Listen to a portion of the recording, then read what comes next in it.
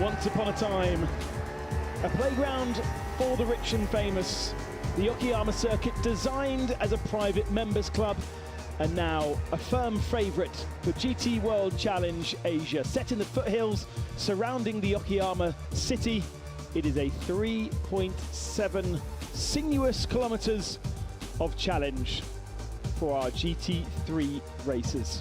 It's race number 2. It's a very different looking kind of a day here in Okayama as we get ready for round number 8 of the championship. Cars heading out on circuit under pretty much blue skies today after the challenges of yesterday's intermittent rain. We have a much more stable conditions for our race 2. It'll allow everyone more confidence to push, and Okayama can be very, very unpredictable. Looking forward to seeing what happens in the next hour to hour and a half. My name is Ben Kostenjuris. I'll be your guide for round number 8, the last race in Japan before the series and championships head off to China for the next couple of months. And a last visit for GT World Challenge Asia to Okayama for the moment. Next year, the circus will not visit this circuit as part of the championship. It will do Fuji and Suzuka, but the SRO Group will still visit Okayama at the start of August for Japan Cup. A standalone event for Japan Cup to finish their championship. It will be the final rounds. Could be a good day for BMW after a great performance in qualifying number 2. Remember, today is where the pro drivers start the race. Lamborghini had a disappointing day in the afternoon of yesterday after wonderful qualifying from Sandy Stuvik. He managed to set 4 times best for qualifying on pole position, but unfortunately were not able to carry that through and get themselves a victory for Akish Nandi in a place where he has taken victory before, his only victory in GT World Challenge Asia. But unfortunately, it was all undone by the safety car and the weather. Here are the highlights from race number 1. Stuvik on the pole position with Frankie Cheng alongside him, the silver drivers at the head of the field. There was a little bit of contact for Frankie Cheng first, thanks to Lu Wei, and then when he turned in, another bit of contact from David Chen. The Audi would get away with both of those contacts and carry on without any issues. But on board with Anthony Liu in the middle of the pack, he had the lightest of touches from the Nissan behind him there, and that gave him a puncture on the rear right corner. He'd have to bring the car into pits, and he was nearly a lap down. Then 2 cars off in the gravel at turn number 1. Hazik, going into the barriers heavily as the rain came down, and that caused a full course yellow period, which then encouraged everyone into pit lane. But they all knew that the rain was going to be stopping, so they put slicks on, apart from our leading Lamborghini, who chose the wet tyre. And by putting on the wet tyre and then the full course yellow taking time to get away, they had to come back into the pits to put the slicks back on, and they dropped outside the top 10 positions. Then we had the pros in the cars for the second half of the race, but we had silvers at the head of the field, and you know what? The silvers just kept scampering away. At the front, it was James Yu Kwai with Miyake chasing him down. Good squabbling going on further back. Max Hussein will get a penalty for that little move, nudging Liu Kaishun out of the way, and Lauren Heinrich taking advantage both of that move and then of the penalty to get more points for Lu Wei in the Championship Challenge. But this Audi very much is now part of the Championship Challenge, because James Yu Kwai, uncontested, took his 2nd victory in Okayama, and moreover moved themselves right back into championship contention with Frankie Cheng. It would be Audi's 16th victory in GT World Challenge, and great for FAW Audi Sport.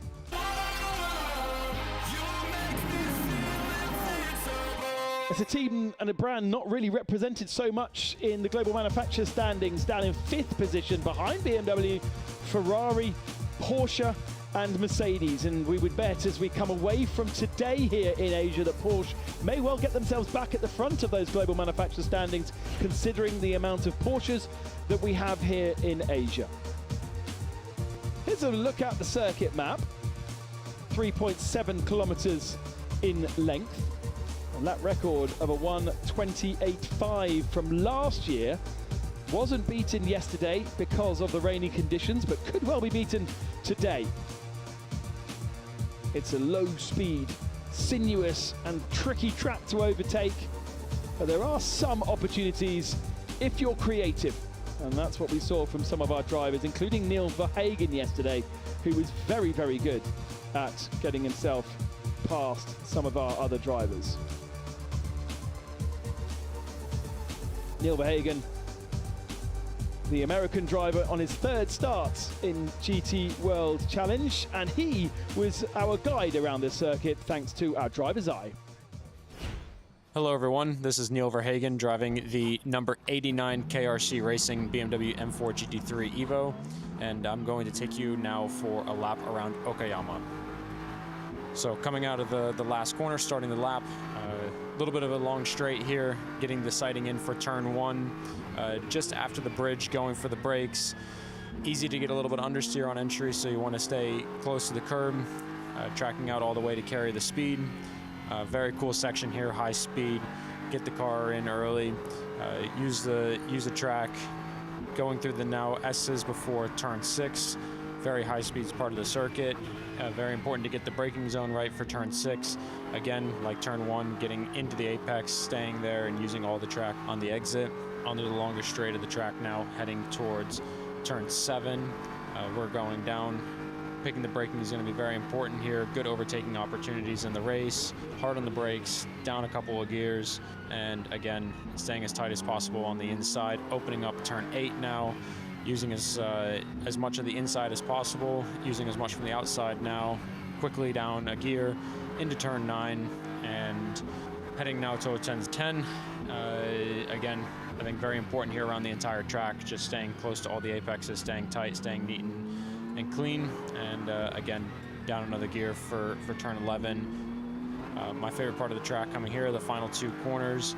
Open up as much as possible, use a little bit of the inside curb, and then very quick coming last corner that leads onto the front straight, which would be another overtaking opportunity in the races. So thank you guys for coming for a lap with me.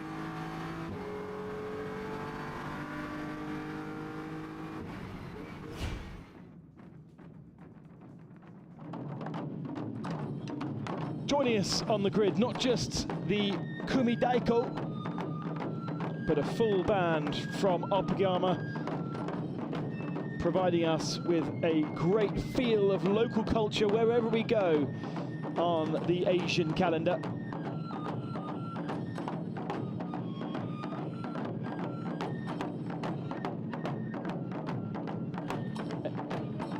And it's great to see not just an energetic performance, but smiles on the faces of our performers.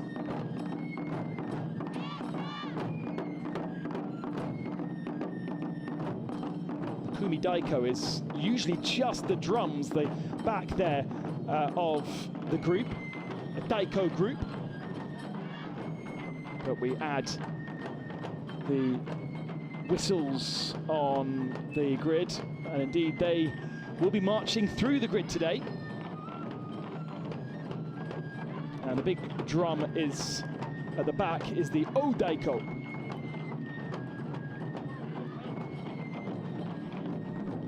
Whereas those smaller ones are known as the Shim Daiko, and you've got the Odeko, the smaller one.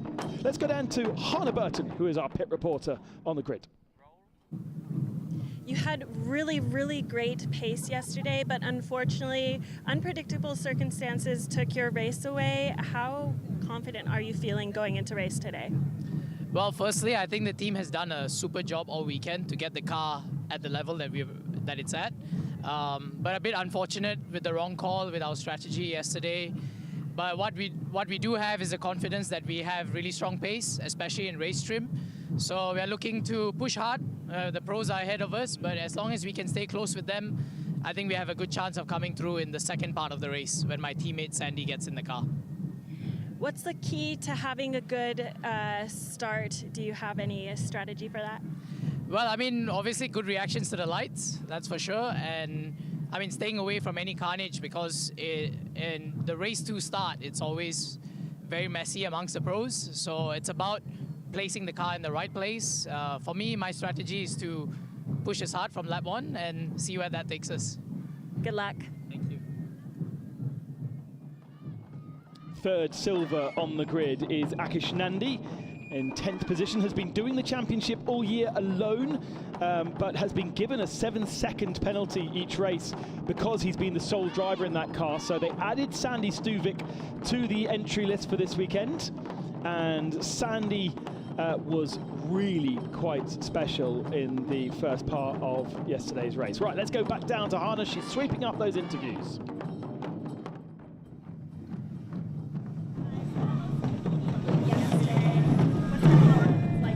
Race. Yeah, yesterday was a bit unfortunate what happened for Antoni in turn 2. But yeah, I think we have a good race car, and together with Antoni, I think we have a good pace. So hopefully today we will go forward. Good luck today. Thanks. Great to see Ai-Chan Guven with us on this grid. The first time he's been in Asia in this championship, driving in the World Endurance Championship this year. Works Porsche driver, comes actually from the world of sim racing and moved to Germany during COVID to be part of the Coanda sim racing team. They became the Porsche Works sim racing team, and that is where he then ended up becoming a Porsche Factory Works driver thanks to all that. Living in Germany, he's picked up a German accent, even though Ai-Chan Guven is of Turkish origin, and really is one of the absolute terriers of GT3 racing. Loves to get his shoulders out. He's only just ahead of Akish Nandi on the grid, so 8th position.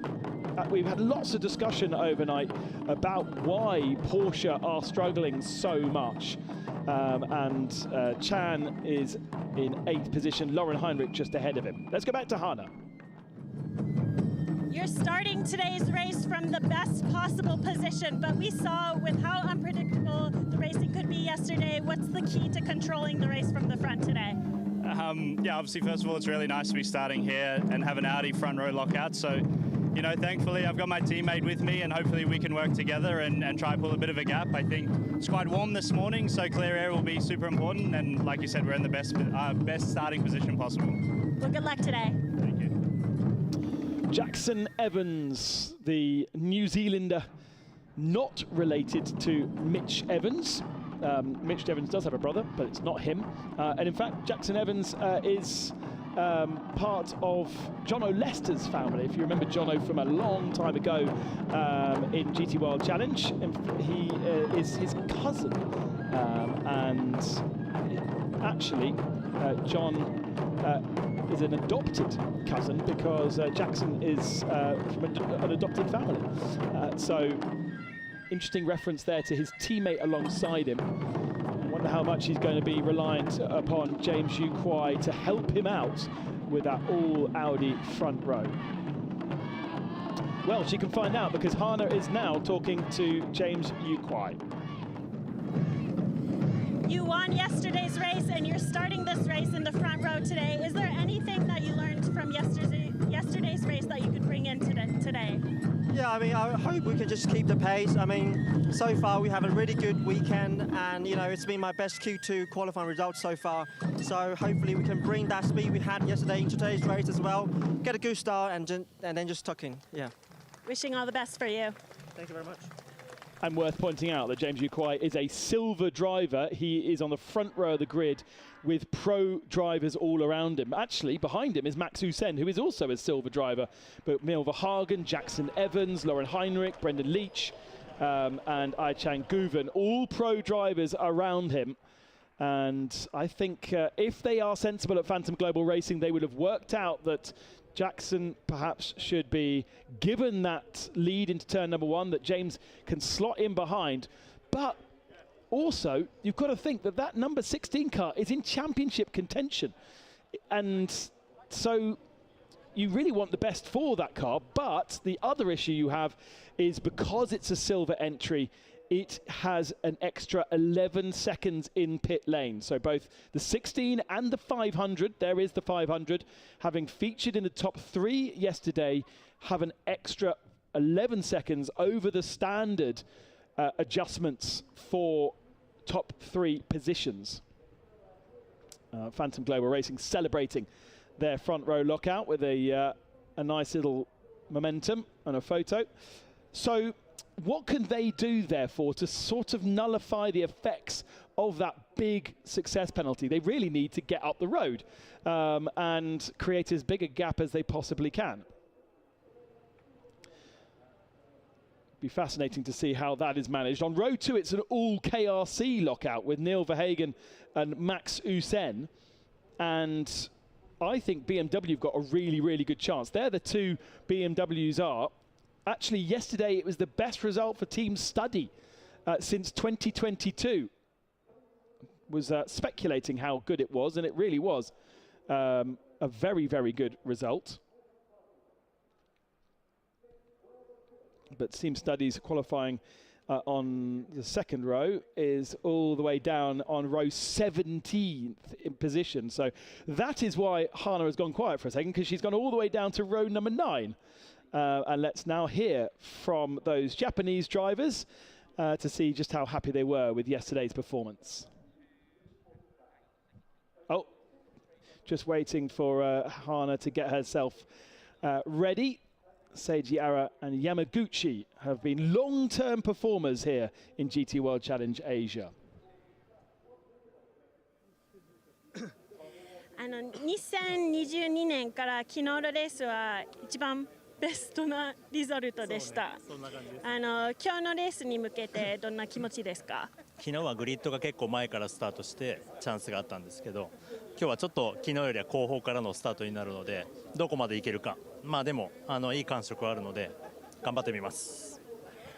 岡山の難しいところはどこですか？岡山、まず生き残らないと、ここ結構このレースぐちゃぐちゃになるので、まず生き残って壊さないようにして最後まで走ります。頑張ってください。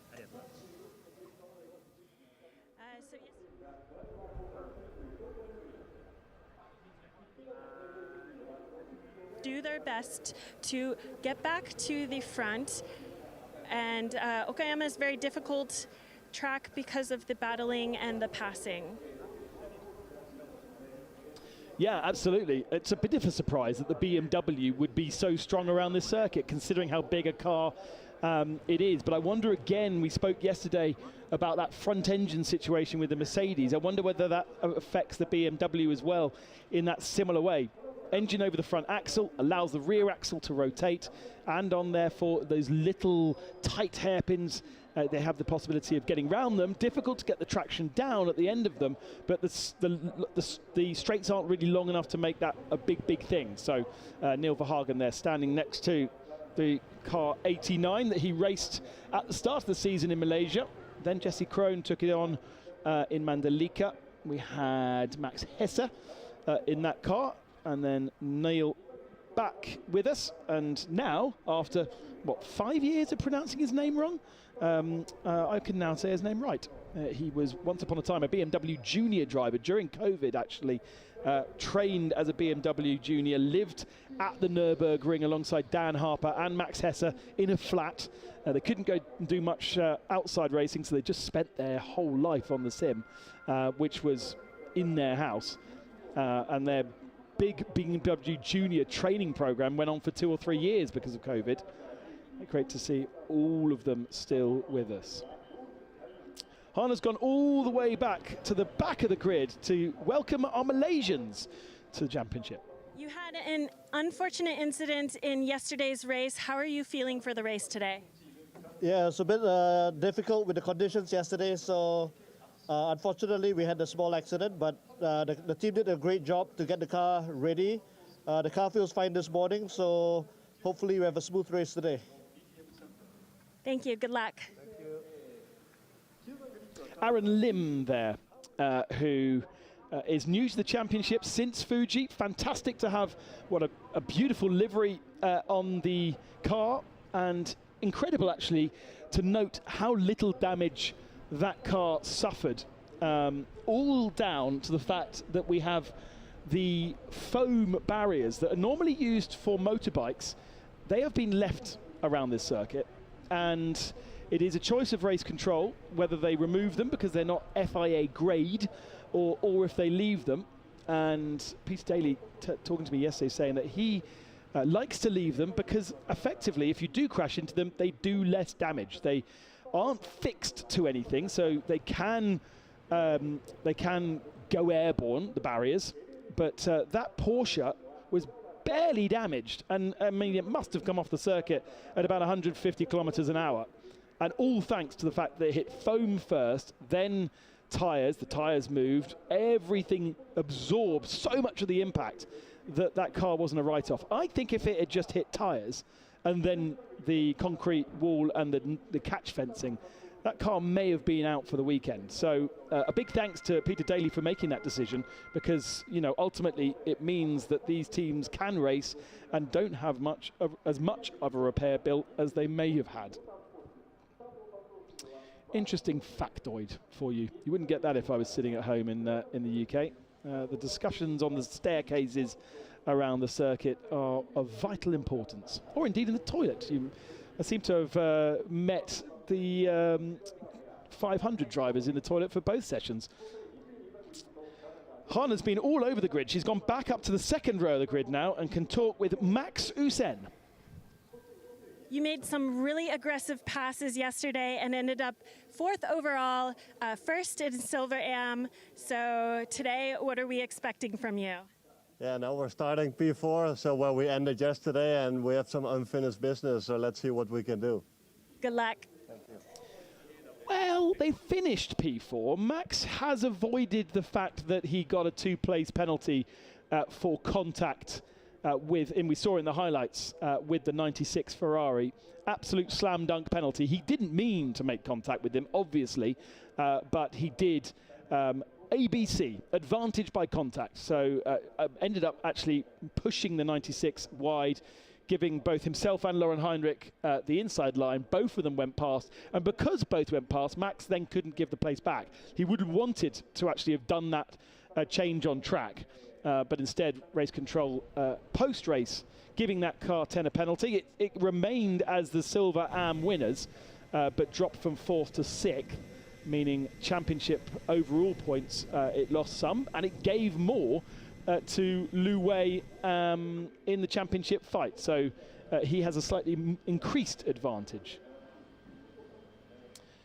The Seoul Porsche Center Okazaki car of Kotaka will start today. Unfortunately, the 25 car was written off in practice. That actually was their best result yesterday this season. An 11th position, just out the points, but they have had such a miserable season at Porsche Center Okazaki, with 3 retirements, all in the race ones that we've had. We've had 3 race ones and they haven't finished any of them.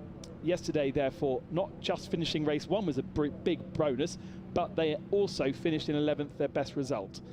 They have been on the podium back in 2023, so it is a team that can perform, but I wonder whether they're just slightly struggling with getting that Porsche working, as so many teams seem to be over the last couple of races. But Fuji and here, it's not the starring performances that we have come to expect from Porsche, but that's okay, because they're still well up in the championship, and it's nice to see other brands at the head of the standings. And look at that, an Audi R8 1.2. The car originally homologated 10 years ago.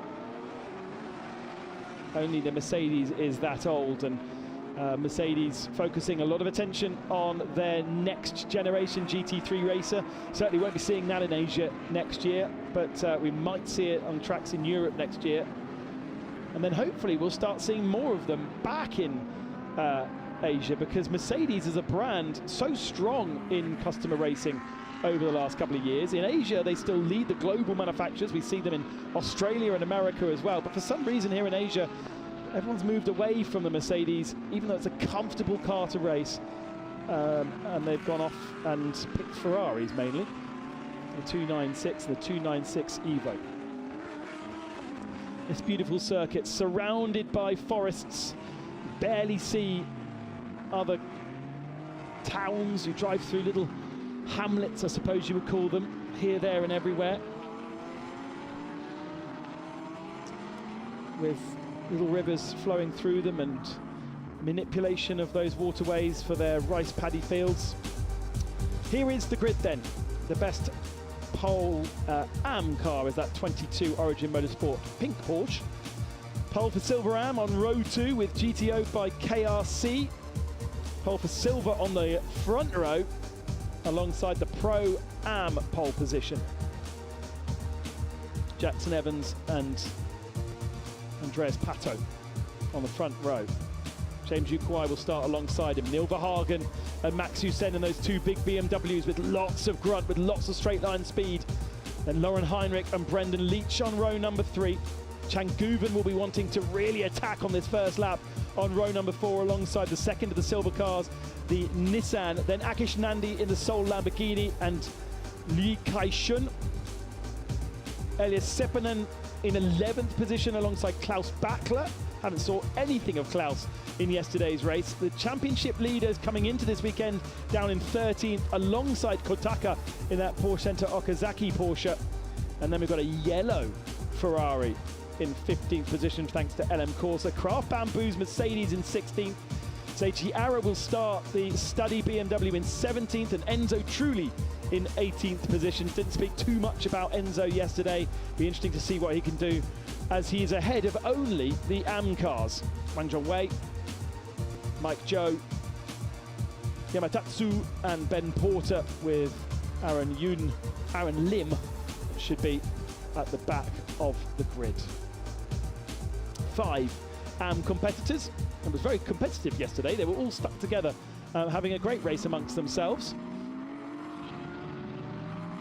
And they, because of qualifying 2 having the pro drivers or the silver drivers doing the qualifying, they end up shuffled to the back of the pack in qualifying 2. But in qualifying 1, you do sometimes see, because it's AM heavy, the AM only cars sort of mixed up in the middle of the pack. What is a big surprise, I suppose, is to see the silvers where they are. We've got James Ukwai as a silver driver in 2nd, Max Hussein as a silver driver in 4th position, Miyake in 7th spot, Akish Nandi in 10th and Liu Kai-shun in 9th.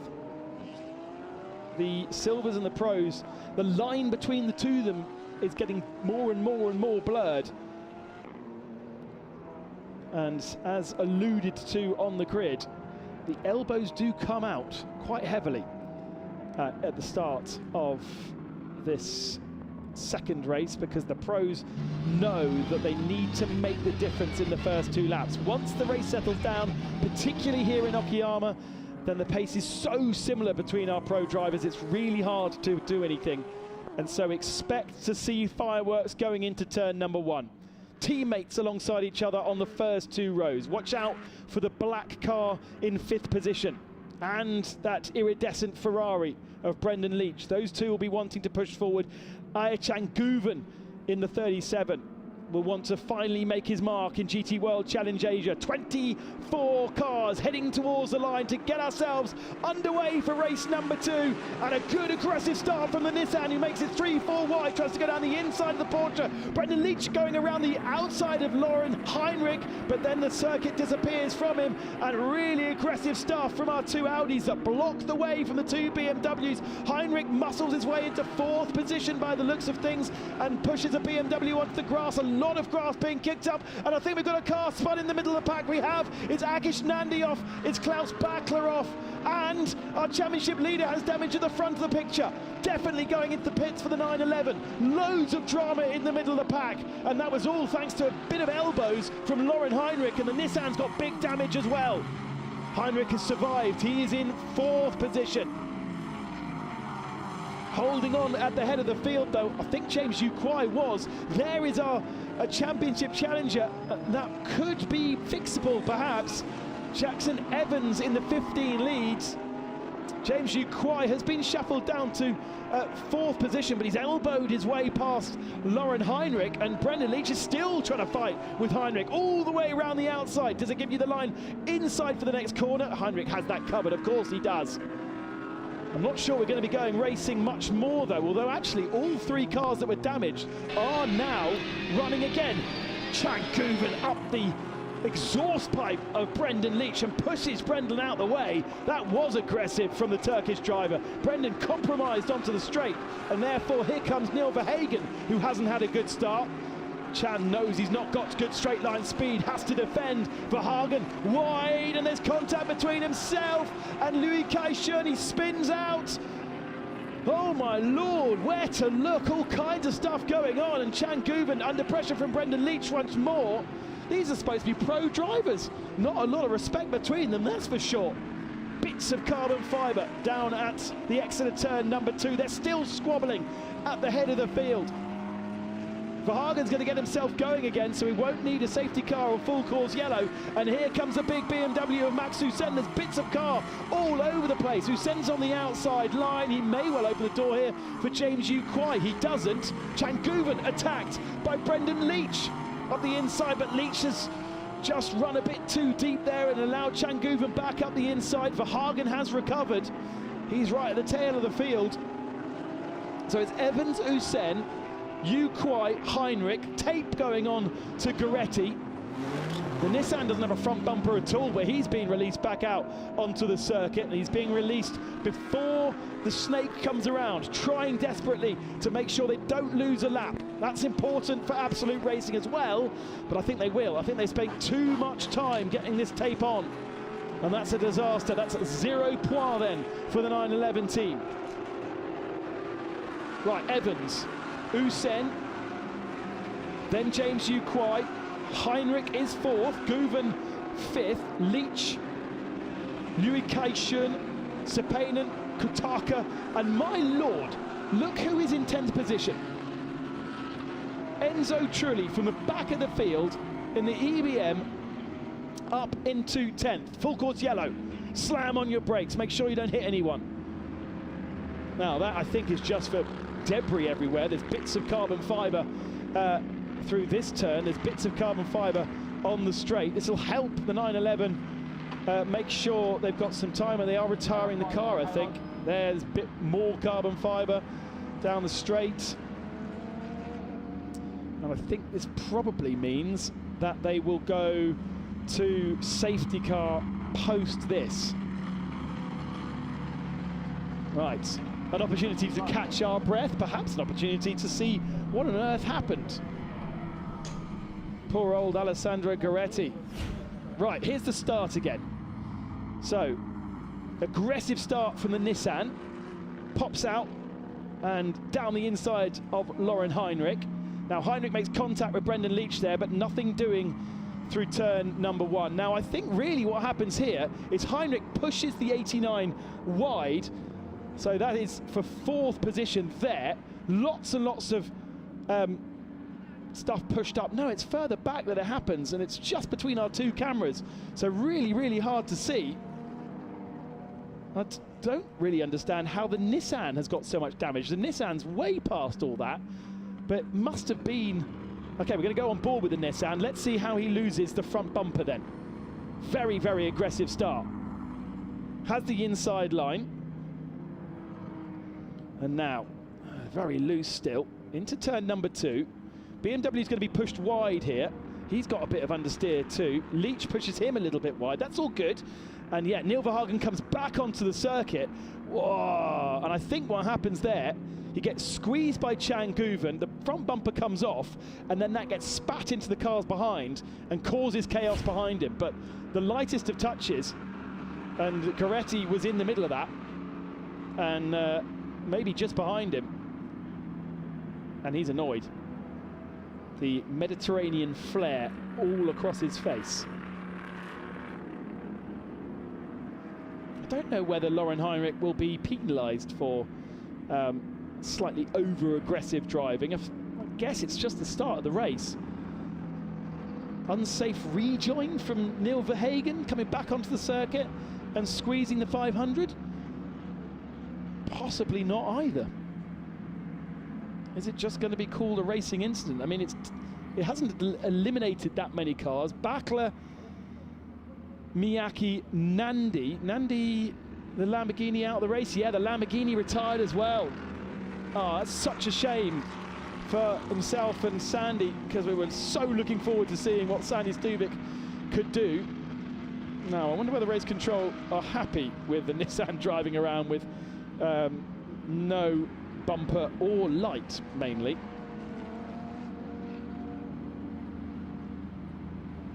He has come out just ahead of the safety car queue, so he will be allowed to catch up. Klaus Bachler has come back out as well. That will allow Otta, who is his teammate, to have a run in the second part of the race. And you see, this is the thing, right? The guys getting into the cars in the second half of the race are the ones that effectively are funding the cars to be here. So as a pro driver, yeah, okay, you need to get your elbows out, but you also need to make sure your car is ready and available to the AM driver. And that all felt a little bit too on the edge. Here's a replay once again from the 500. For Hagen, I don't know. He's just come back onto the circuit, and there was definitely going to be nowhere for the 500 to go. Chang Guven, I'm surprised he's not got as much damage, or Neil Verhagen. Now Verhagen gets turned around, remember, on the next lap, so I reckon that will be something to be investigated, because for sure Liu Kai-shun on the next lap will be given a penalty. Looking at the back of the car, very little damage. But actually, it's what happens further back with Akish Nandi, with Klaus Bachler going off the circuit. I'm pretty sure they just were confronted with dust and bodywork, and maybe some reacted to it by slamming on their brakes, whilst others kept their foot in.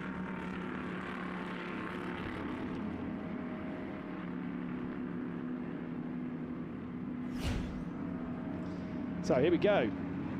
This is what I was just referring to. Brendan Leach has been compromised coming down the main straight, so he's slow. Verhagen goes to the outside, pushes, opens the door, and Liu Kai-shun takes advantage of that, but the door is shut. We go back to racing once more. Lauren Heinrich, we don't go under safety car. That is very unusual. Usually we go safety car before racing with that length of full course yellow.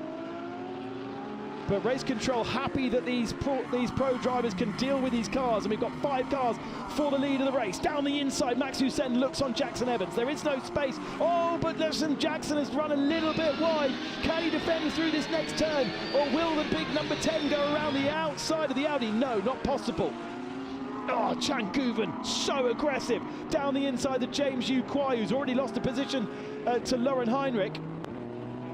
And Chang Guven now defends. He's up to 4th in his Porsche after yesterday's disappointment. What a start from Guven. Onto the tail of Lauren Heinrich, exactly what you would expect. Heinrich looking to the inside of Hussein in the big BMW. This is where Jackson Evans needs to get his head down. All right, on board with Chang Guven. This is what it looks like with a pro driver. It's his cold air blowing on his face, away from his face, by tapping those 2 pipes. Now, will he settle down? He's got Lauren Heinrich ahead of him. He'll know Lauren Heinrich very, very well. Both online. And now, remember, the Porsches complaining about straight line speed on the back straight, so they're going to struggle, in theory, to try and overtake into this next turn. Now, Chan has James Yu Kwai behind him. We can't see that, even in the dashboard. But I wouldn't have thought James Yu Kwai is close enough to make a challenge. Wow, and Usain, though, does look stronger than Evans. All of those, what was 5 has now become 7 because, look, the Ferraris of Brendan Leach and Yu Kai-shun, the 2 Harmony Ferraris, now have joined this pack. And actually, Ellis Sepanen is there as well. It's a big, long queue, which suggests that Evans is not fully happy with the pace right now. And a big, long queue of cars kicking up the dust as they come out of that second hairpin and onto the main straight. Now, this is where the Porsches struggle. Top speed of 230 odd kilometers an hour into turn number 1, but it's not a big braking zone. You rarely see a pass really work out there. The better place is midway through the lap, but Evans does look like he's got a little bit more breathing space this time. May not be challenged as heavily. All of this, the restart without the safety car, has really compromised the 89 of Verhagen, of Bakler and Miyake, because they would have hoped to have compressed back up again, having had their pit stops and reparations for damage, but unfortunately that hasn't happened.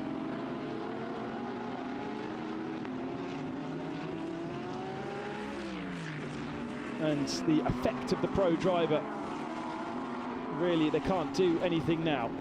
So BMW having one hand taken off the possible victory by Verhagen being turned around. I'm pretty sure that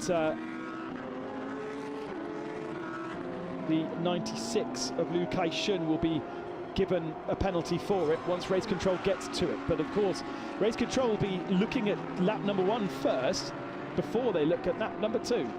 And there's plenty to dissect out of the first lap as well.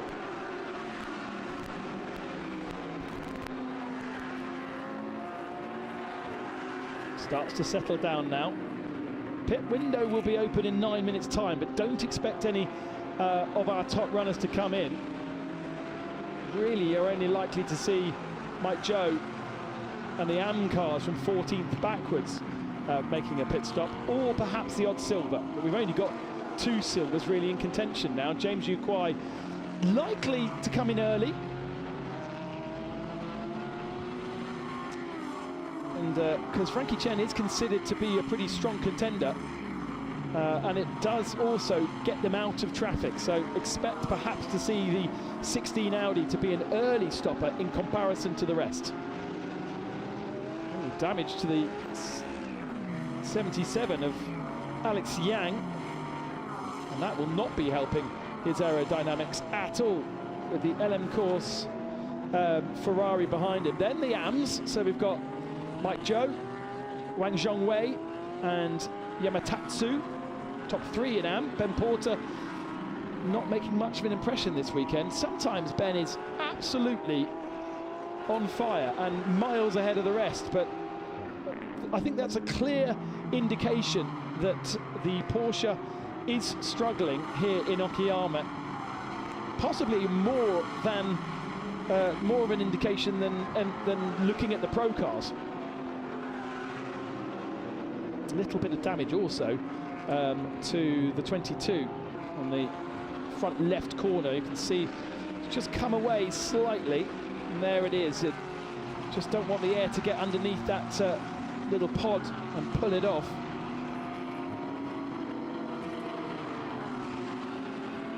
Not much of a battle going on. So there's Ben Porter, and he is crawling all over the back of 3rd position. Yamatatsu has been very impressive across the weekend, considering that he's not raced in GT3 before. He started racing only last year in Ferrari Challenge Japan, knows the Ferrari plan, and presumably has done a little bit of testing in GT3 machinery. He is the champion of Porsche, Ferrari Challenge Japan for this year, that finished about a month ago. His teammate, Cold Max, I think actually finished in the top of the AM Championship, but was also winner here in Okayama when they visited the circuit at the start of the year. Right, back to the lead then. And Evans still holds the advantage. Usen second, Heinrich then a gap. So Guven not able to keep the pace of Heinrich. James Ukwai happy in fifth, Leach sixth. And then Yukai Shun in seventh position. Sepainen, Kotaka. And actually the Nissan there has been passed by all of those cars. So the Nissan must have parked up and let everyone pass, because remember we saw him we saw him ahead of our leaders, so he must have parked up alongside the track and let those up to 11th position go past. Race control happy with the 77 damage. Alex Liang able to continue. They can throw the meatball flag, the black flag with an orange disc in the middle of it, if they don't like the mechanical safety of the car. But obviously happy with the Nissan, happy with the 77, and even the 22 with a little bit. And their understanding, race control's understanding, is that bonnet is fixed and will not pop up. I wonder what the problem was then with Goretti's car, because he instantly slowed down. I assumed that was for a puncture, but they would have just taped up the offending bit of bodywork and sent him back out, but unfortunately retiring the car.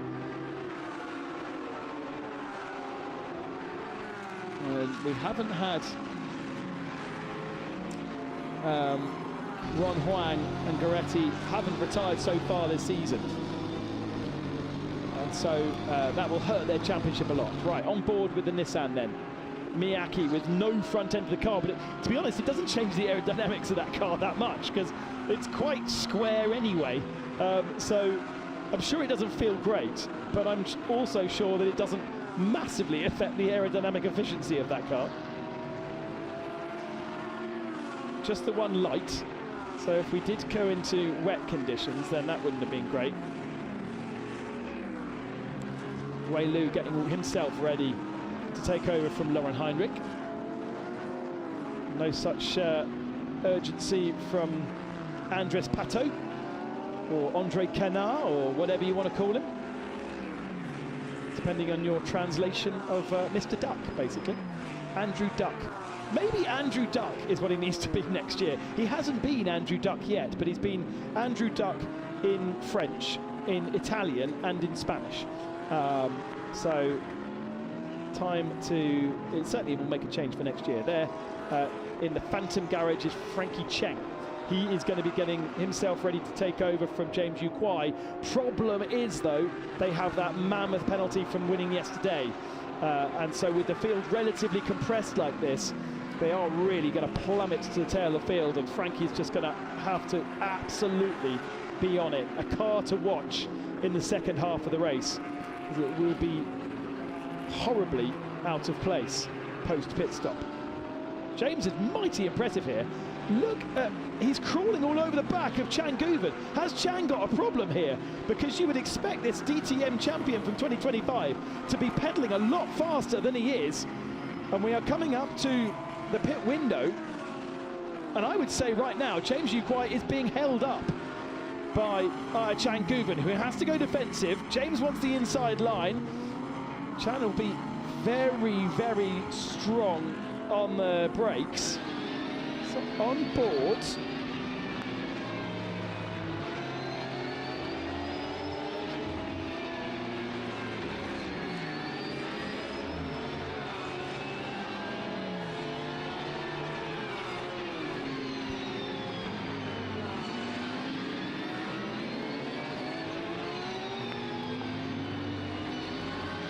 I mean, the steering wheel looks pretty stable, and the application of the throttle seems pretty good, so he's driving a smooth car. He's not hustling on, but I'm not convinced that Chan is at full capacity here.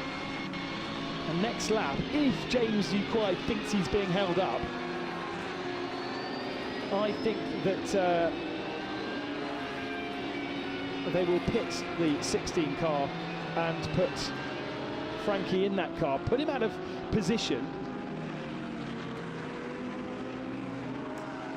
and then as long as there is a hole in the traffic for Frankie Cheng to come out of in clear air, he can get his head down and try and do a bit of an undercut.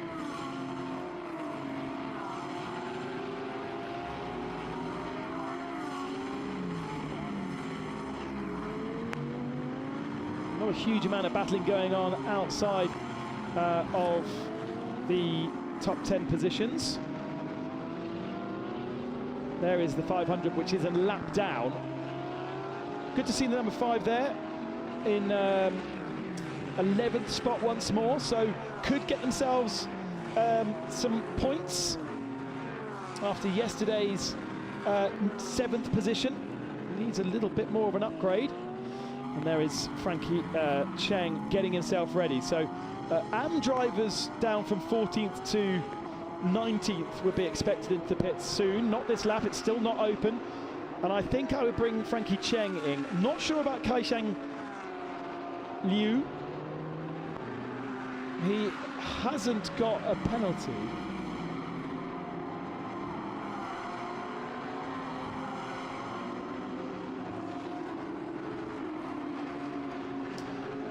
Why has the 89 got a penalty? That's interesting. So race control, if that is, that I think would be reference to turn number 1 or turn number 2 rather than the lap that he got turned around. So I think that they're saying by coming onto the track he caused a collision with the 500. I think that was what that penalty is for.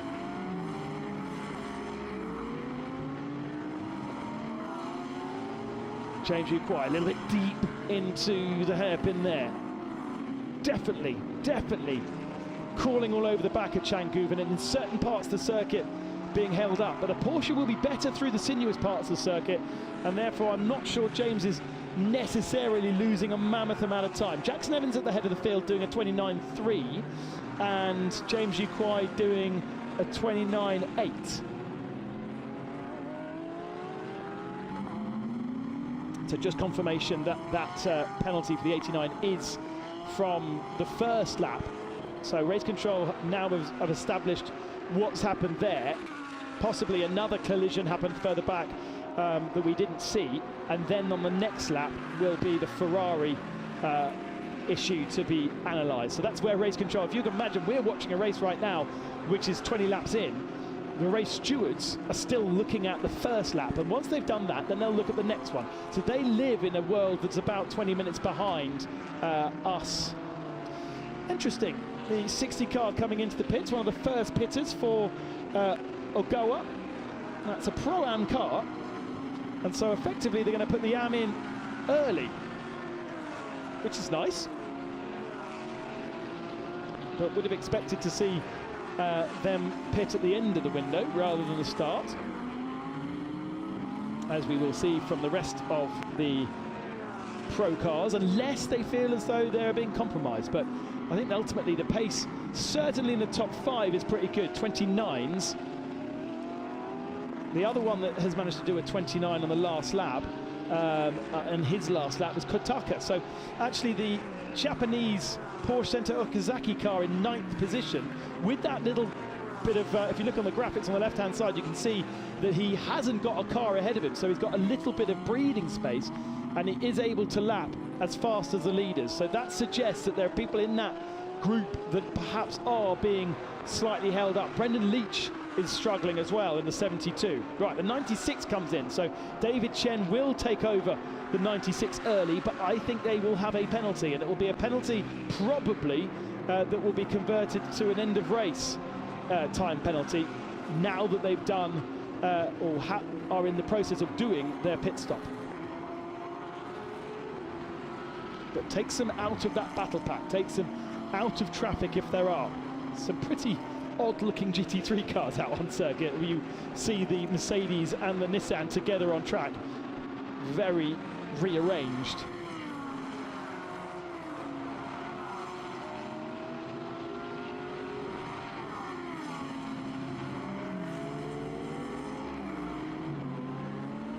Here's Jackson Evans. This is our leader, coming up behind Klaus Bachler, who will be being lapped. Now, Bachler, being a pro driver, will get himself out of the way. Jackson on the flashers, just let him know that he's coming.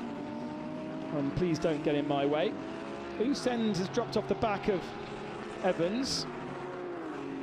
Now, remember, this car finished way down yesterday, so no success penalty for the 15, and Bachler gets himself into pit lane to hand over to his AM. So a sensible way of not compromising him too much, because the other option for Bachler would have been basically to sit on the side of the track and let all of these fast cars on the lead lap go through, and that might have been slower than putting the AM driver in. So instead, Ota, who usually races for Car Guy, will jump aboard that car slightly earlier perhaps than he was expecting.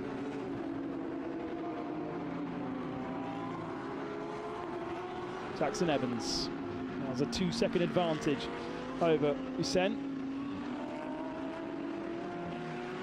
Heinrich in third, then a gap, 3.6 seconds now. So Heinrich has lost 3.6 seconds to Guven. Now, that 11 car has no success penalty, neither does the 37, whereas James Yuquai has a mammoth amount. So we're going to lose the 16 from the lead battle. The 500 we can not worry about, and we cannot worry about the 89 either, because they are out of contention. Those are the 3 cars with the success penalty after their victory in top 3 and podium yesterday.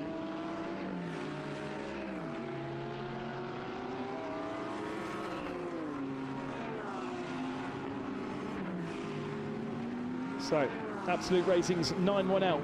Vitakorn into Puvasak starting that car for the first couple of rounds. Didn't see that car at all in Fuji. But with the rough livery now, Otaka brings that car to get some more experience in GT World Challenge Asia. Has been, of course, racing a Ferrari 488, so a Porsche will feel very, very different to him. Here's Verhagen. He's got himself up ahead of all of the AM drivers now as he comes into pit lane, so not a bad stint from Verhagen. Pretty much into contention again after being spun out, but they will have a 10-second penalty to take in pit lane. Oh, what's gone on here? Battle for second position. Heinrich has a little bit of an overlap on Usain for second. Later on the brakes into the hairpin, knows he needs to get all the way through and sits on the apex. That is a beautiful pro pass from Lauren Heinrich. So easy to defend those attacks because the way the circuit goes right and then left, but not if you brake check the car in the middle of the apex, and Heinrich has done that to perfection.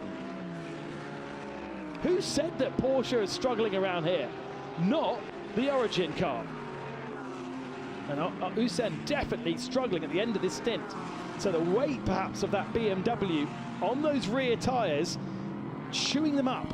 Maybe it was Bachler, maybe it was an issue with trying to get past, not Bachler, but Otter, isn't it, now in that car? Otter just not realising that he needs to get out of the way of the traffic. Compromised Usain out of one of the corners, and suddenly the BMW not able to take advantage. Guven gets past, and James Yuquai get past without issue. I suppose the only thing about James staying out on circuit is that penalty as the field continues to stretch, as the field spread continues. Once the penalty is taken, Frankie Cheng perhaps will have less cars to overtake on the second half of the race. The leading AM car of Mike Joe comes in to hand over to Setuan Santoso. They've had a really good year in the AM category, 3 AM victories to their name, 13th their best result overall. 2 drivers that we've seen a few years. Santoso did the whole year last year on his own in the Mercedes in the AM category. Mike Joe in Pro-Am, and actually has a victory to his name in Pro-Am thanks to Jules Gounon, the last time a Mercedes was on the top step of the podium in the Asian Championship. I reckon you might have got away with one more lap if you were Jackson Evans and Lauren Heinrich, but the rest having to come into the pits, so we're going to see a very, very busy pit lane now. And that means a very quiet track for those that have pitted already, including the 96 of David Chen. Be interesting to see what kind of performance he has managed over the last couple of laps. The Harmony owner, who took victory alongside Yu Kai-shun in Fuji, if you remember. And then that 96 will also be strong in the second half of the race against the AM drivers. Could this be a BMW victory? Matsu Sen is there. Handing over to Brian Lee. Remember, Brian Lee has been with us for 53 races. A year in GT4 and 43 races in GT3. He knows exactly how to perform. His best result, second position with Patrick Pilet, was it, last year in Beijing? On the podium, but he's never taken a victory. May have taken a victory in GT4 actually, but I don't have the GT4 stats. That was back in the day when we had a GT4 class within this championship, much like British GT, much like Japan Cup. Right, back out onto circuit then. Jackson Evans handing over to Andres Pato. In a previous life, Pato has won in GT World Challenge. Under a previous guise, perhaps is the best way of putting it. Actually has 2 wins to his name with James Yu Kwai back in 2023. And now leads, but we'll have Wei Lu breathing down his neck. Just 1.8 seconds between Pato and Lu Wei. Then Brian Lee in third, 1.5 back. Anthony Liu is fourth, and he's only 3 back.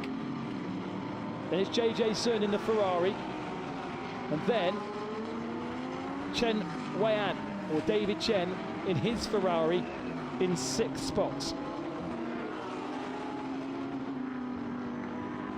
But in theory, that 96 car should be one of the fastest cars out on circuit. Where's Frankie Chen dropped to? Is he even out of the pits yet? I think he might well have come out the pits. Yes, he has. But it's going to be down. It might be in the points actually. Might well be 10th position because of the attrition that we've had at the start of this race, and that's good news for the championship. There is Lauren Heinrich. Looks so chilled, doesn't he? James Yu Kwai obviously has that that disease where you don't sweat. He looks really, really chilled. So there is David Chen in 5th position, already past his teammate JJ Son for 5th spot. And absolutely one car to look out for. We're still waiting to see where the 16 car is. There's the number 5 of Yamaguchi, in 9th. And then there is Frankie Chen in 11th position then, with Wakisaka ahead of him.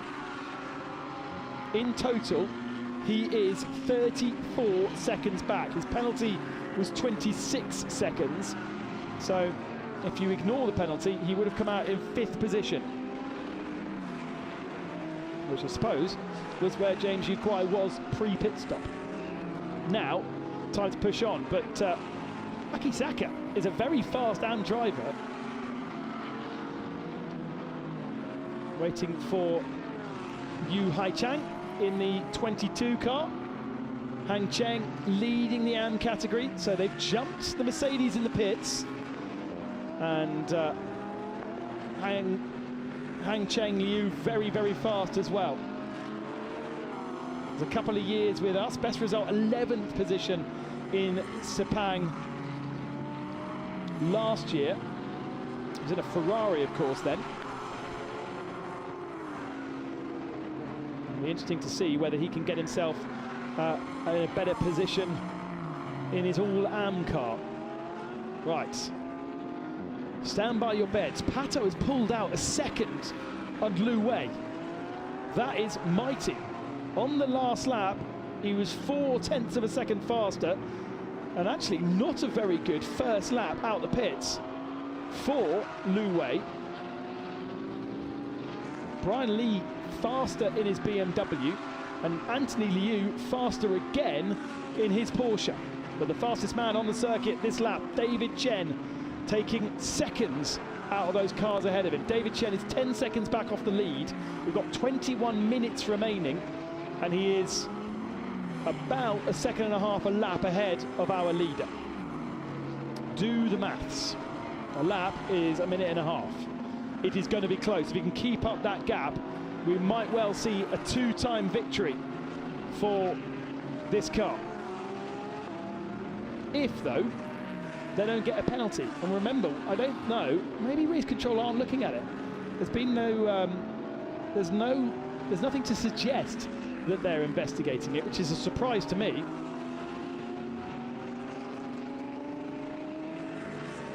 But that is good news for the 96.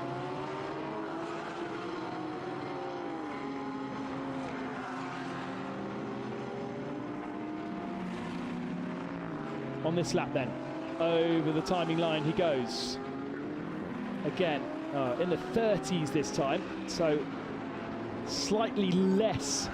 There you go. You can see that Anthony Liu now settles into a rhythm, and only Chen takes 0.4 of a second out of Anthony Liu this last time.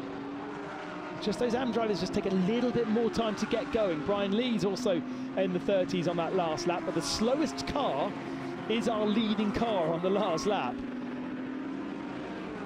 It is that time. You just sort of wait and wonder how this is going to climax. 20 minutes remaining. And then, of course, what about Frankie Cheng? Actually, not a very good lap, Frankie Cheng, last lap. He did a 30.8. Wakisaka did a 30.9. So he's not really gaining on Wakisaka, but they are gaining on the 4 ahead, who are 2 seconds off. Right, on board with Anthony Liu once more.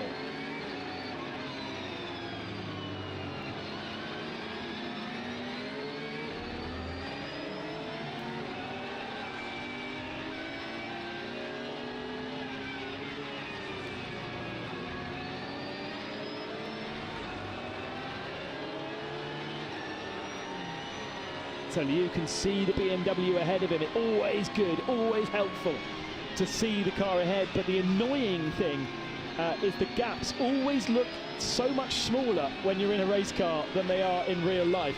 And when you are looking at it from our point of view outside, Brian Lee is chasing down Lu Wei very, very healthily. Just 1 second the gap between Lu Wei and Brian Lee, 2 seconds between Brian Lee and Anthony Liu. And then it's 3 seconds on the last lap. Liu was able to match David Chen. So even though David is a silver driver, yes, he's taken 2 seconds out of our leader, so the gap now 8 seconds between Pato and Chen. But he's not making massive inroads.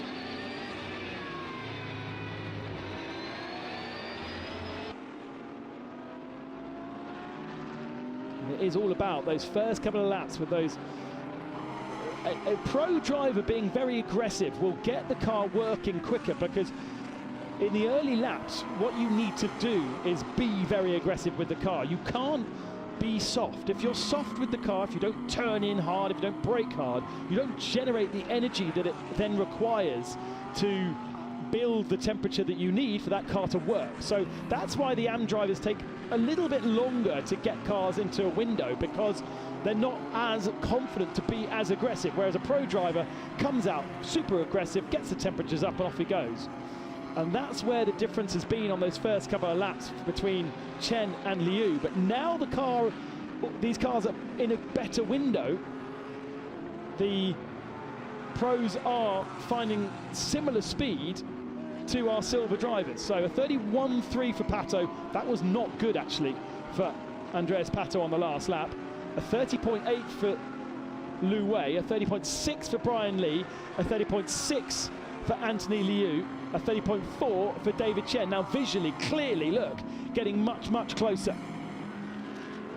Absolutely concertina. And the more these cars get closer to each other, the more that number 11 will be looking in his mirrors and going, oh, and then being intimidated and distracted. And then the lap times go away even further.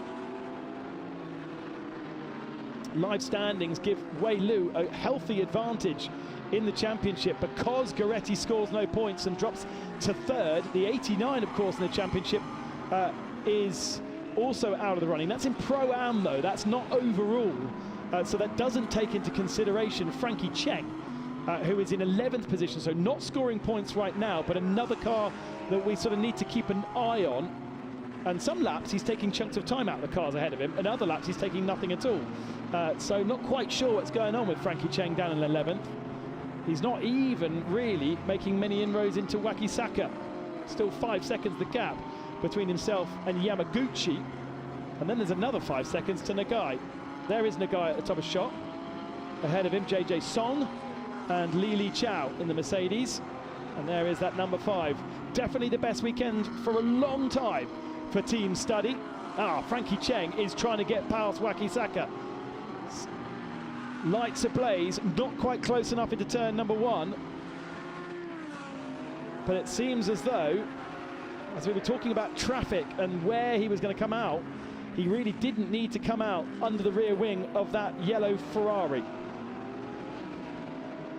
I think Frankie is losing time here and needs to be aggressive with a move.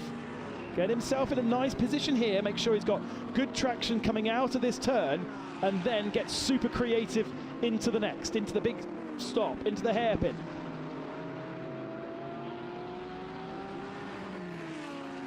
Does look close enough here, needs to be hard on the brakes. Looks to the inside line, oh, he's not aggressive enough, and so he's to the door handle, but that's worked out. Wakisaka's backed out of it. He knows that it's Frankie Cheng and actually doesn't fight it too hard. You'd have seen a pro driver fight that way harder than Wakisaka did. Now, get your head down, Frankie. There's 5 seconds of clear air ahead of you, but at least he's in the points in 10th position. For a moment here, I didn't think he had the conviction to do it. And he was very lucky that Wakisaka was compliant there. Could have easily turned in and chopped the nose off that Audi.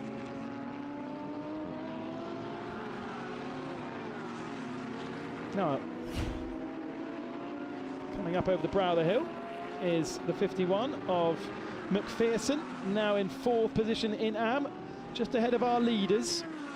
Top 4 come through shot, less than a second now between Pato and Lu Wei, but I don't know if Lu Wei really wants to fight. He's going to have to fight the number 10 because Brian Lee is going to want to get a pass. Here's Yamaguchi. Here's his race progression post pit stop up to 9th position. And again, as I said before, 7th being the best result for that car since 2022. And that very, very cool livery. Fortnite-inspired livery, if you know your computer games. And a really cool little relationship. Effectively, they saw the livery and said, oh, can we use it? It looks really cool. A lot of guests in Fuji last time out, over 120 guests. Oh, here we go. Oh no, that's just getting past the back marker. Did that compromise Andres Petto at all? Did it allow Wei Lu to get closer? I think it did, but not close enough as the top 4 come past. Then there's a gap now to David Chen. Chen is 3 seconds off the back of Anthony Liu and not closing in. Actually, one of the closer battles, and actually a change of position that we haven't seen. Li Chao has got ahead of JJ Song. So the Mercedes up to 6th position, which for the global manufacturer standings will be a good pat on the back as the guys in Europe wake up, or not quite yet actually, for their day at the Nürburgring, where Mercedes will be picking up a decent haul of points, no doubt. I mentioned at the top of the show, Porsche likely in the global manufacturer standings to move ahead of Mercedes. Oh, now Wei Lu really, really close to Andres Pato. The first four covered by a tea towel. Porsche doesn't have the straight line speed though. It's going to be really tough for Lu Wei to make a pass on Pato. He's going to have to really distract. Lauren Heinrich enjoying watching, leaving the engineers to do their thing. You see some pro drivers on the radio to their AM driver helping them out. And if Jackson Evans is on the radio to Andres Pato. But Pato looks good through the first couple of corners and has been able to draw away from that Porsche. Puts himself out of threat. Oh, that's a mistake though. A little bit too wide through there. Will give him probably better straight line speed though down this straight, so no chance that Lu Wei will get anywhere near him. Brian Lee though fancies a go. Oh, he's a bit too far back to have a go, but moving around in the mirrors, that will be distracting Lu Wei, and certainly into the braking zone there. That is Andres Pato's weak point. These next couple of corners, he's definitely struggling. Got Adrian De Silva in his 61 EBM run car coming up as a back marker shortly. With Lu Wei was watching what Lauren Heinrich was able to do. Got 10 minutes still remaining. Pato's really going to have to soak up the pressure here. There's James Yu Kwai, the man that has won with Pato in 2023. When Pato had a different name, I hasten to add.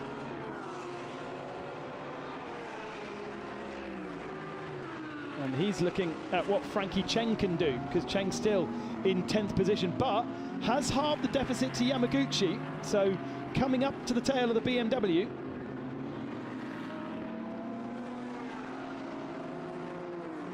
And that progress important. Oh, Brian Lee not quite getting that corner right.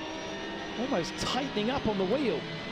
That will allow Anthony Liu to get closer. Forget that Liu is one of our most experienced competitors in this championship.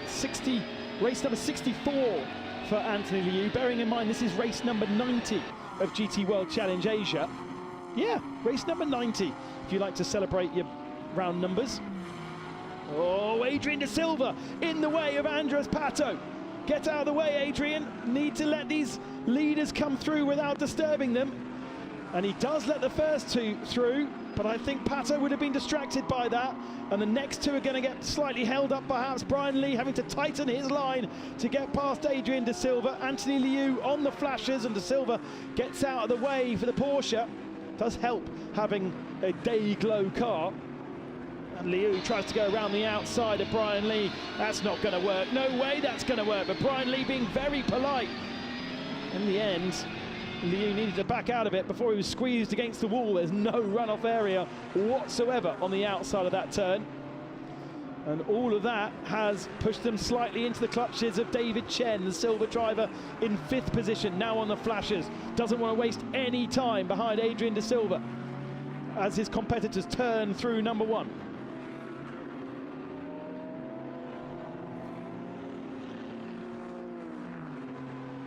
Say Andres Pato with victories. Jackson Evans has not won in GT World Challenge Asia.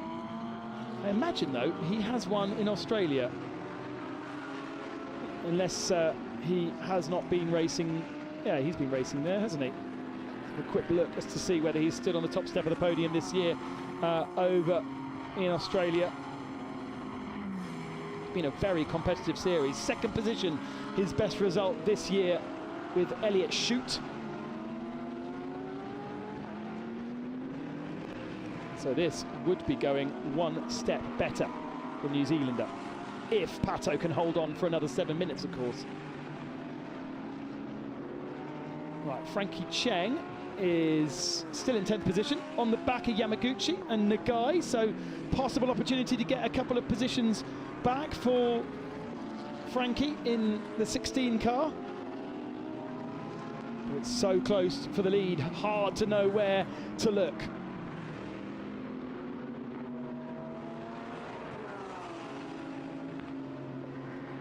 Evans runner-up in Australia in 2025.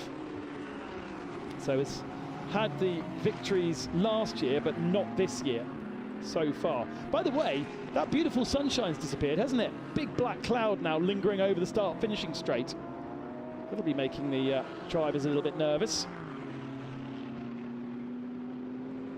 We haven't covered the Malaysians who have unfortunately retired their number 20. Hazik O took over for an Aaron Lin, but they have come into the pit lane and retired their Porsche, I'm afraid, a few laps back. Just cover off that little story. As once again, not sure that Wei Lu is close enough to attack Pato. Pato takes a compromise line, but it's really hard to overtake through this complex of corners. So all it does is just make you slower. And behind, Anthony Liu not close enough on Brian Lee. More and more I'm thinking this is not going to be a BMW victory. More and more I'm thinking this might be a double Audi victory.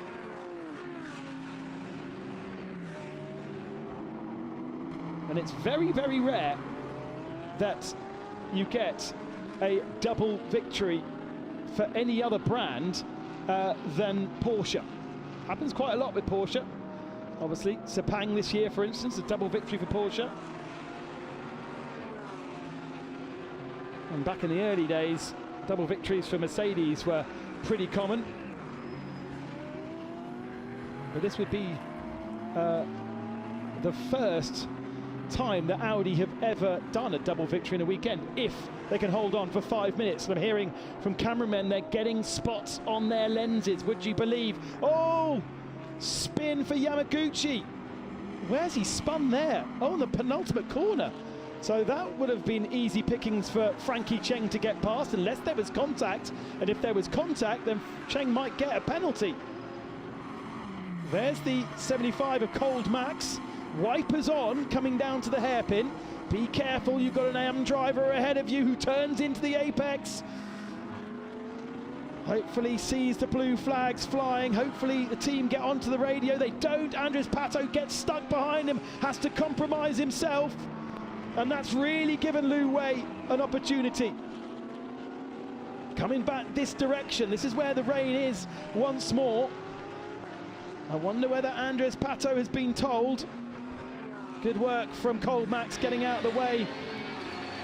Oh, Andrew, and trying to get around the outside once more is Anthony Liu. There's the bag marker. Gets in the way of Brian Lee. I don't know why Anthony Liu thinks going around the outside is a good idea, but the cars are squirming around now. This is really where the silver drivers will come to their fore. Anthony, and the experienced drivers as well, I should say. David Chen there in the back of shot, getting closer and closer to the battle for third. And it's really close again at the battle at the front. 3 minutes and 30 seconds remaining. Oddly, Frankie Cheng is in 10th position, so he lost a position to Wakisaka. I think Cheng and Yamaguchi got together, and that's why we saw the number 5 facing the wrong direction, because Chen has lost ground. Unless there was a reaction to the rain. Once again, Pato taking that wider line. Seems to like it through there.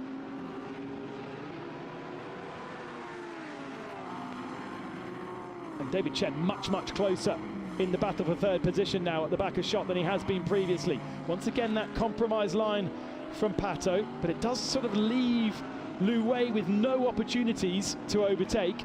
But Lu is so much better through that downhill left-hander and then back up the other side. Really, really good. But it's just so hard to overtake around this part of the lap. And Pato sits in the middle of the track, just nowhere to go. And sits in the middle of the track there. So close between our leading two. Almost nudging him out of the penultimate hairpin. Wei Lu strong through these last 2 turns, maybe close enough to make a move into the final turn. Is that a slide from the Audi? I think it was a slide from Pato. Surely that compromises his speed. What about further back? Anthony Liu looks strong for third position, but as they get down to turn 1, not enough space for Wei Lu to get down the inside. And of course, the Porsches with that straight line speed deficit, struggling. Oh, it's so tense. Oh, anything can happen. think we've got 2 more laps remaining. And you just get the feeling that these guys are right on the edge of traction, of course, at the end of their tyre life as well. So the car's moving around a lot more thanks to that, as well as the spots of rain that are falling. Wipers are still on Anthony Liu's car, nobody else needing them. And this is where our leader is really struggling. But Wei Lu not as close as on previous laps. Needs to perhaps think of another way if he wants to try and win this race. For the championship, it's great. He'd rather stay second than retire with contact, that's for sure. By the way, Frankie Chen up to 9th position once more, so he's got back past Wakisaka. But I think that will be it, because they are 5 seconds. Oh no, they're right out the back of Nagai, so he could get himself up to 8th position if he's not under investigation. Yeah, incident involving car 5 is under investigation. And Frankie Cheng is listed. Final lap then, as Cheng gets up to 8th position past Nagai.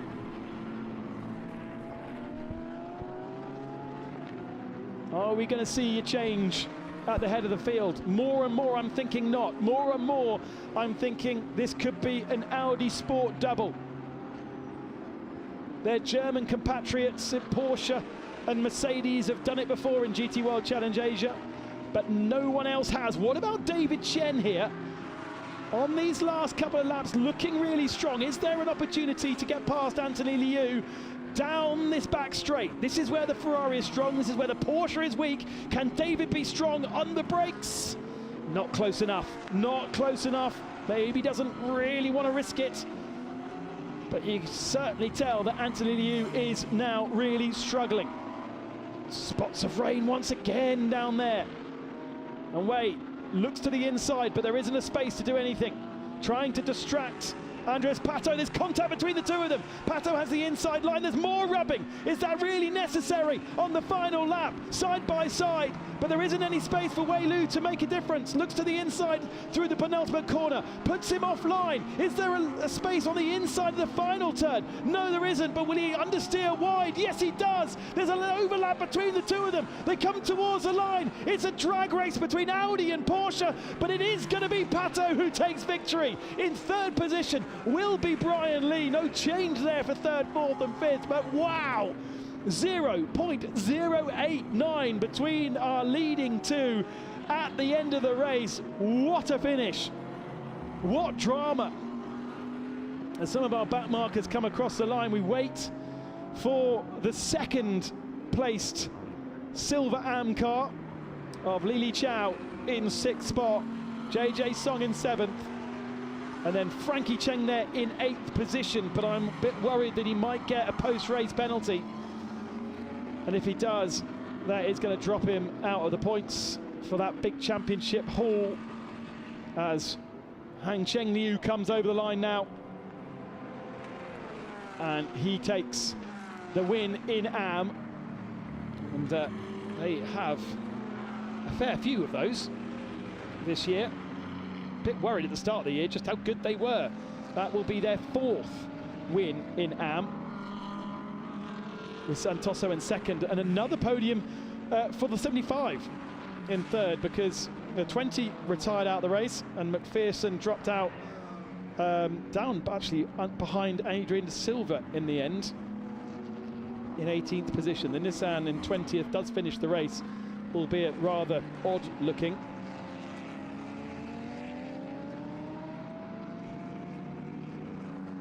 So do we say that that's Andres Pato's 3rd race victory, or is that his 1st race victory? Who knows? That's a question for him, I suppose. That's one. That's a complicated one to decipher for Hannah Burton down in the pit lane, as the rain starts to fall even heavier, and that would have been dramatic looking out of my window. What a funny place. It just sort of randomly rains. Andres Pato then brings the Audi down the pit lane. The good stat, the big stat, is that is win number 17 for Audi, and it is the first time they've ever done the double. We've had the teams do the double. I don't think we've ever had the same driver lineup do the double. And we've certainly seen Porsche and Mercedes in the past, Origin, for instance, doing the double. But that is the first time that Audi Sports have a double in GT World Challenge in race number 90. Pato goes straight over to Lu Wei and to congratulate him and to talk about those last couple of corners. There they are. Big hug between the Indonesian and Wei Lu, and the umbrellas are out because it's absolutely teeming it down with rain. My lord, are we not lucky that we've just finished that race one lap earlier than we have. Gosh, if we'd had a delay. Look at that. Take cover, everybody. Take cover. We do have a Japan Cup race coming up a little bit later on. It might well be dry by then. Andres Pato then. There he is. Known by various other names, where he has had previous victories in an Audi. But what crazy conditions.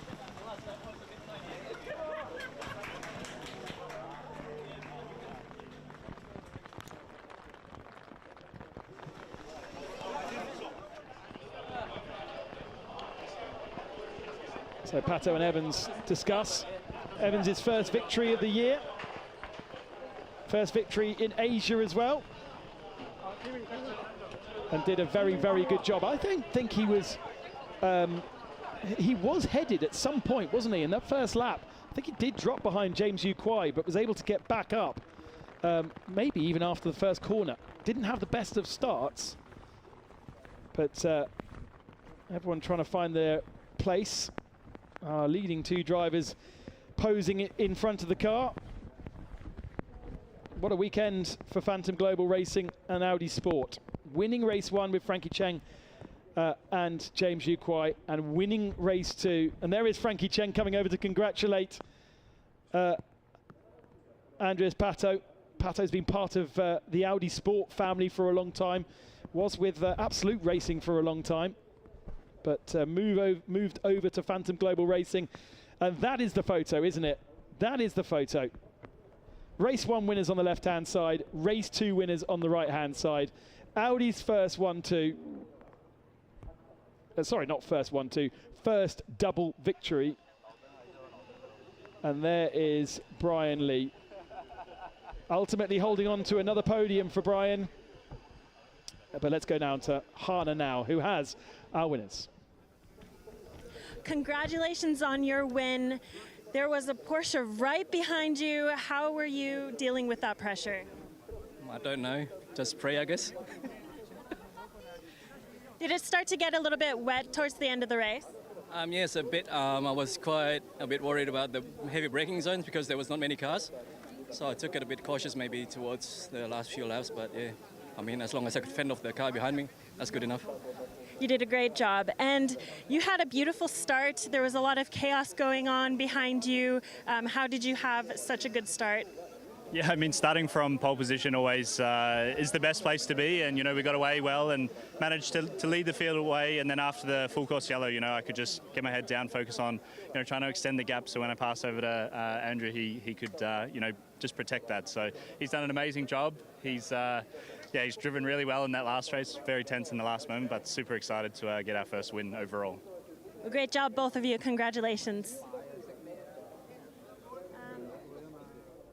The second flag on Jackson Evans' overalls there, the Fijian flag, born to Fijian parents on the remote island of Rotuma before being adopted by the sister of John O'Lester. That is the relationship. And so part New Zealander, part Fijian. Certainly you haven't got a Fijian on the top step of the podium in GT World Challenge Asia. Have had New Zealanders in the past, of course, including John O'Lester, who... John a champion? I think he was a champion, John O'Lester, in the first year. Right, let's go back down and speak to more of our winners. It was such a tight final lap. How was your stint for you? Finally, I had the exciting stint for myself. I was trying to save the tires at the beginning, not to kill the new tires, because we both have new tires on today. It did work somehow, but by the end, I couldn't. I tried my best. I couldn't pass. I tried to make it as clean as I can, because that's how I drive. But it was quite exciting. Yeah, I like it. I enjoyed it a lot. You guys are now both leading the championship. How do you feel about that? Well, he's leading the championship. Obviously, we feel great. That was always the goal, to come here at the halfway, just over halfway mark, to take over the championship lead for Lu Wei is amazing. That's exactly what we came for, despite the circumstances this weekend, which was not an easy, starting point. But we had a great outcome. As he said, we saved the tires for today to really put everything on this race. I think we showed the maximum performance that we had. The car was amazing to drive. I had a good stint. He did a stellar stint as well. So, yeah, that was all we had. It was not enough for the win, but enough for the championship lead. So we're happy. It was a beautiful job. Congratulations. I think it's really interesting, isn't it, that there's lots of noise around the paddock that the Porsche is struggling and they don't have the straight line speed. It's true they don't have the straight line speed. We saw that at the end of the straights. But there is clear proof that the car is good and they can make it work. And Lu Wei really had the opportunity there to take victory. I think if he'd been a bit more aggressive with his passing, then they would have got another victory. But championship hunt is now firmly on. Big advantage at the head of the championship. Let's go back down to Hana then, who's got the car that finished in third position and also silver and victors once more. Third overall today and first in class. There was a lot of chaos on lap one of your stint. How was that? Luckily, we stayed in front of the chaos a bit, so I didn't see much. I only heard from the engineer debris on track, and I was like, oh, probably something big happened behind. Yeah, it was cool. I started P4, came up to P2 after lap 1.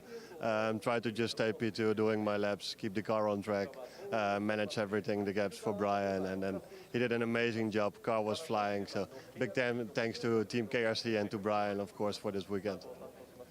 And the pace seemed to drop a little bit off towards the end of your stint. Is the BMW quite difficult to manage the tire? How was that for you today? No, because my age. I'm getting too old. No joking.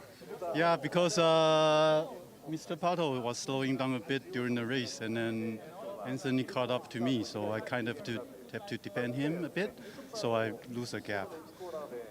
But I was able to hang on till the end, so I'm really happy for the overall third. Congratulations, both of you. Guys, run to the podium. We're waiting for you. Not quite Brian Lee's best ever result after that second position in Beijing last year. And we still haven't had that BMW on the top step. It gets ever very close.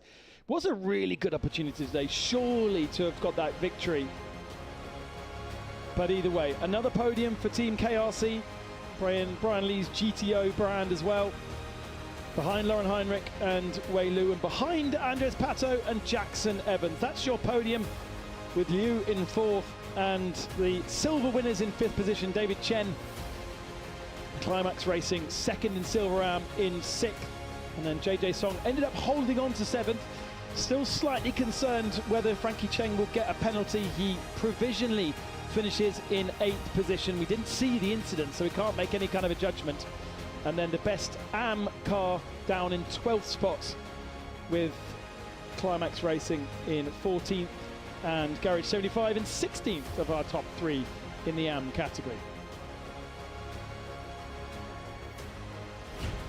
A chaotic race number 2 here in Okayama. Front row lockout for Audi, front second row lockout for BMW, but a very aggressive Nissan at the start, trying to get down the inside of the first couple of rows. And as they went towards the second turn, this is where the chaos ensued. Lauren Heinrich elbowing Neil Verhagen off the side of the circuit. When he came back on, he squeezed the Nissan that squeezed Ayachan Guven, that sent a bit of bodywork flying into the middle of the pack, and various cars reacting in different ways. ways. Klaus Bachler into the wall, Akish Nandi out the race, but crucially, championship contenders in the 9-11. Goretti with too much damage to continue as well.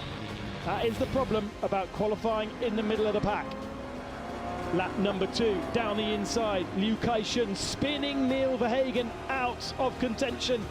He would be able to recover, but not enough for points for the 89 machine. And it did start to settle down with our pro drivers in the second half of the first stint, with Jackson Evans in the number 15 leading. Lauren Heinrich looked at the inside of Max Hussein and managed to get this move done for second position just before the pit stops. And then under green flag conditions today, pit stops were made. Everyone seemed to come into the pits on exactly the same lap, and so they all came back out. Unfortunately for James Yu Kwai and Frankie Cheng, they had 26 seconds of success penalty, so dropped down to outside the top 10 positions. Cheng managed to get past Waki Saka back into the points, but had a eventful second half of the race, and then the top 4 at the head of the field compressed, and Andres Pato having to defend from Lu Wei. Lu Wei's best opportunity was on the final lap. A little bit of elbowing between the two of them, trying to get round the outside, trying to get down the inside of the final 2 corners. And even if Andres Pato had bad traction out of the final turn, there was not quite enough momentum from Lu Wei to get down the inside. 0.089 between Pato and Wei, and Audi do the double in Okayama, with Jackson Evans taking his first victory in the Asian Championship alongside Andres Pato. But it was close, yes, it was really close between Audi Sport, Phantom Global Racing and Porsche Origin.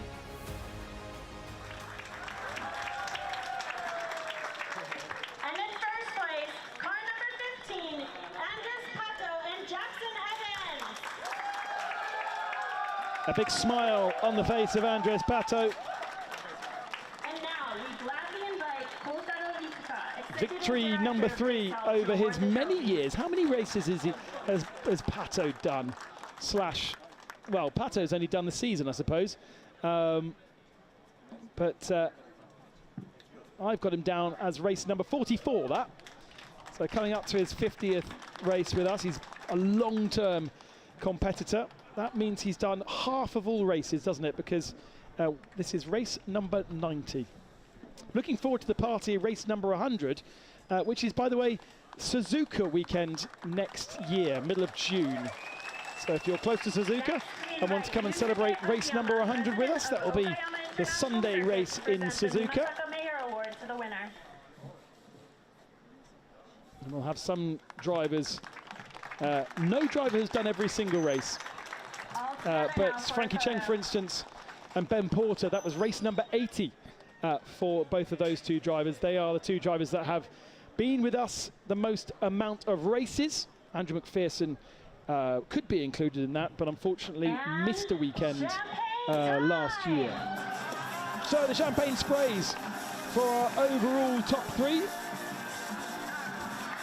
Pato makes it a double victory for Audi Sport.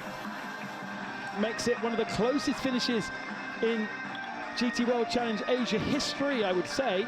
There's one for our press officer to try and find out exactly. I don't think there's been anything closer than 0.089. The championship looks like this after round number 8. A big advantage for Wei Lu now over the non-scoring Ron Juan and Alessandro Goretti, who are on equal points with Anthony Liu, only 1 point ahead of Frankie Chen and James Yu Kwai. It is close for second, but Wei Lu has a big advantage going on to Beijing Street Circuit, where we go racing next on the first weekend of October. Make sure you join us there. It's going to be epic.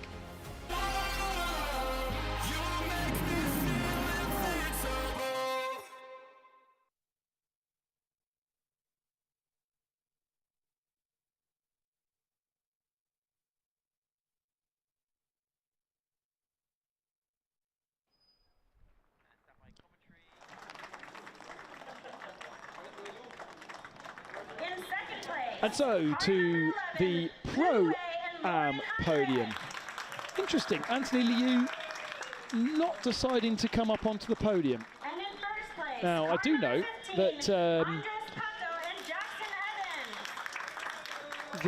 there was a penalty handed out to, I think it was one of the AM competitors from last round in Fuji that missed the podium, and they got fined a $2,000, I think it was, fine for missing the podium.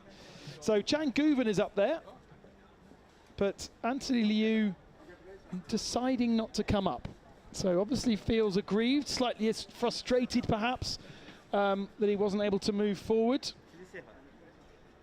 It would have certainly been frustrating being in a Porsche, not able to get past at the end of straights, even if over a lap you're fast.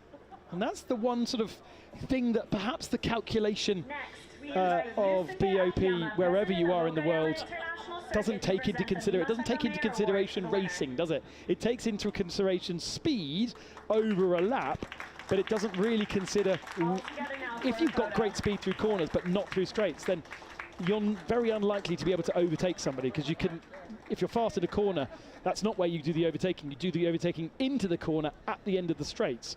And if you're struggling with straight line speed, then that makes life really, really hard. Chang Guven with a trophy from GT World Challenge Asia. I hope we see him back again. Quite sure the situation with that team. We've seen Boccolacci and Luke Hartog in that car. Boccolacci racing in Europe, Luke Hartog racing in America. It's a busy weekend if you are a GT3 Works driver. If you are and you're not racing, you might have to have a word with your agent. Cheers, camera.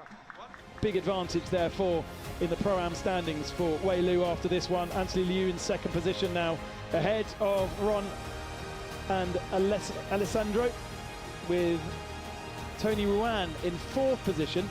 Where did they finish in the end? 15th spot, so no points. 8th position in Pro-Am for Tony Ruan after being spun around in the early part of the race. Interestingly, doesn't look like there was ever penalty given for that contact. But there is an investigation. Incident involving car 5 and car 16, no further action. So that means there will not be a penalty for Chen Kong Fu. And they do hold on to that 8th position. So they're really good for the championship then, for those guys. And they will be needing to focus on the race number 1 in Beijing. Chaos, though, is where you can make hay. And they'll be hoping for chaos in Beijing race 2 to get themselves in a good position for the championship, rolling into Shanghai, where I would say that Porsche will be very, very strong. Beijing is more of a lottery. It's sort of, you know, in terms of track data, we don't have as much track data as we have from Shanghai or here in Okayama. So to create the BOP is harder because you don't know so much. And also, in general, it's just a street circuit, so it's more random, right? So Audi will have taken a good chunk out of Porsche here, but with Lu Wei finishing second today, maybe not enough of a chunk for Frankie Cheng and James Yu Kwai.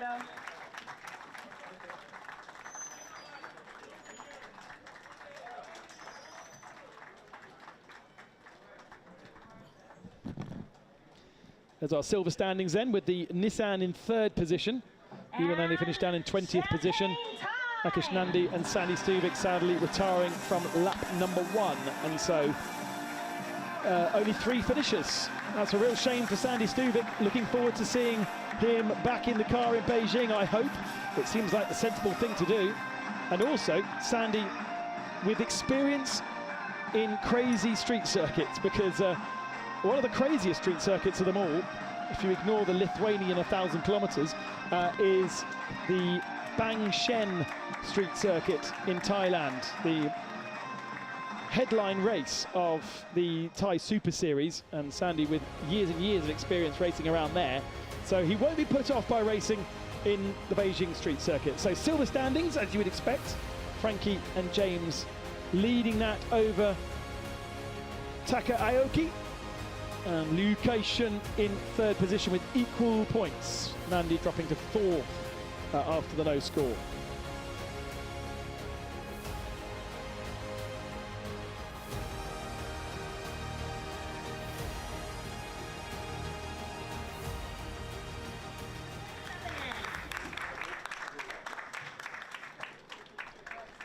But so to Silver Am then. Car number 10, Brian Lee and Maxime Usten. Yamawaki and Alex Liang, 13th overall, with Lili Chow and Elias Sepanen finishing in 6th spot. Good finish for them, but not a patch on Usen and Brian Lee. This is their 4th then victory in that category in as many races. 5th across the championship, because they did take one in Sepang. So 5 out of 8 wins in Silver Am for Usten and Brian Lee. Next, we invite Yusuke Akiyama, president of Okayama International Circuit, to present the Nimasaka Mayor Award to the winner.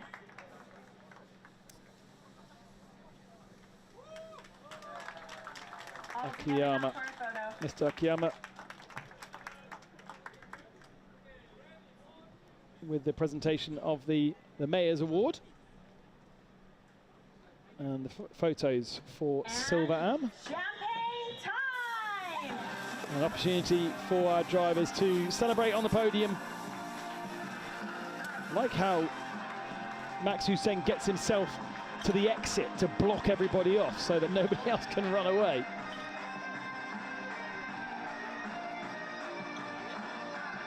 Congratulations. Oh dear. Alex Liang's had a technical failure with his champagne bottle. The rest of them popping on their own, and he can't even get his open. By the way, I think the track's dry now. Look at that, blue sky after the rain at the end of the race. 10 points the difference between the number 10 BMW and Alex Liang in the 77. With, despite not being here this weekend, the 25 holding on to third position. They're now on equal points with the 27/81 Climax Racing Mercedes.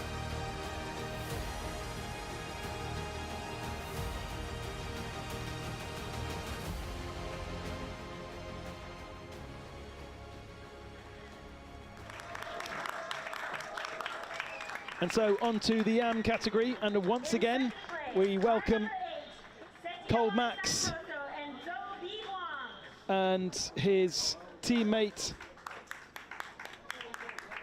in the 75 car, Yamatatsu. And in first place, car number 22, Liu Hangchang and Wang Zhongwei. Hang Zhongwei and Liu Haicheng up on the top step of the podium once more. Their 4th win in AM.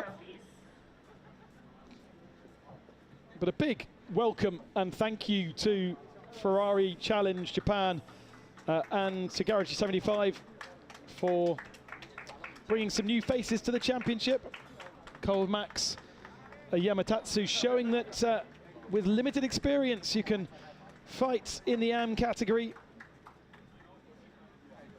even if it is heavily dominated this year by those top 2 teams.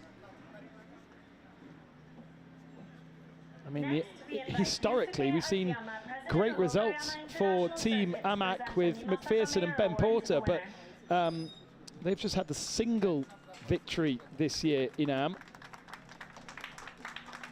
All together now for a photo.